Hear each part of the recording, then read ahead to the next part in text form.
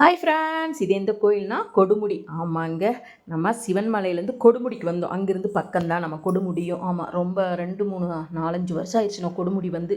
ஒரு வேண்டுதல் எங்களுக்காக வந்தால் பண்ணோம். இங்கே நம்ம ஆற்றுக்கிட்டதான் ஒரு பிள்ளையார். அப்போல்லாம் கட்டில் சரியில்லை, அது பிள்ளையாராக இருந்துச்சு, அரச மரம் இருந்துச்சு. தண்ணி 108 கூட எடுத்து ஊற்ற சொன்னாங்கன்னு எடுத்து ஊற்றினோம் ஒரு 4-5 வருஷத்துக்கு முன்னாடி. இப்போ போய் அந்த பிள்ளையாரை தேடுறேன், கிடைக்கல. அப்புறம் நீட்டாக கட்டிட்டாங்க, நிறைய நல்லா நீட்னஸாக இருக்குது. ஃபஸ்ட்டு வெறும் அரச மர பிள்ளையாரா, அதனால் சரி அந்த இடத்த போய் இப்போ தேட முடியல என்னால். ஆமாங்க, போய் கொடுமுடி சிவன் தான் இது. ஆமாம், சின்ன சிவன் தான், கீழால் தான் இருப்பார். கண்டிப்பாக சூப்பராக இருக்கும். நல்ல தரிசனம் கிடச்சிது. 12:30 மணிக்கு நட சாத்திட்டு 3:30 மணிக்கு திறக்கிறாங்க. நாங்கள் கரெக்டாக 12 மணிக்கு போய் லைனில் நின்னோம். கரெக்டாக சாமி பார்த்துட்டு வெளியே வந்துவிட்டோம். ஃப்ரீ தரிசனத்தில் தான் அது பாட்டுக்கு லைன் போயிட்டே இருந்துச்சு. அப்புறம் சாமி இங்கே நிறைய சன்னதி இருக்குது.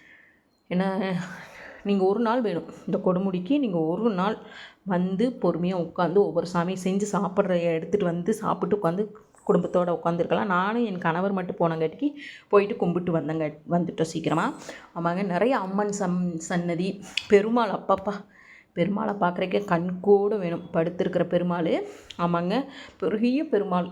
ஆமாம், போனீங்கன்னா கண்டிப்பாக அந்த கல்யாண சுந்தர பெருமாளை என்னமோ அந்த பெருமாளையும் பாருங்கள்.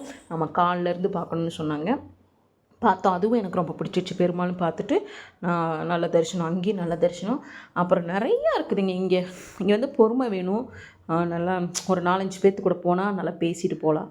ஆமாம், நானும் என் கணவர் போனாங்காட்டிக்கு அவர் முன்னாடி போக நான் பின்னாடி போகன்னு போயிட்டோம்.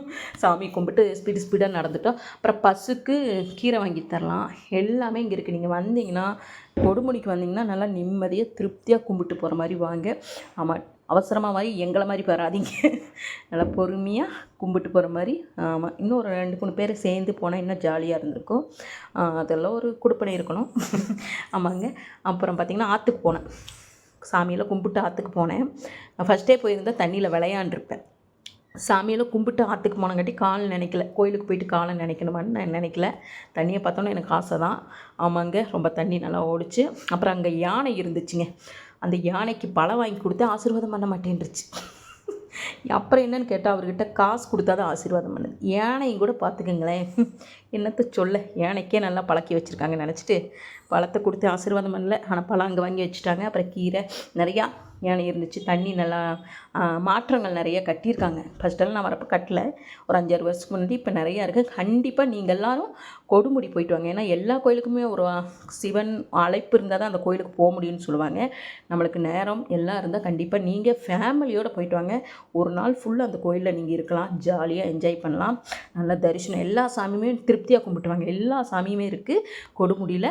கண்டிப்பாக போயிட்டு ஒரு நாள் ஃபுல்லும் சாப்பாடு கிண்டி எடுத்துகிட்டு போயிருங்க, என்ஜாய் பண்ணிட்டு வரலாம். சிவன் அருள் அனைவருக்கும் கிடைக்கட்டும்.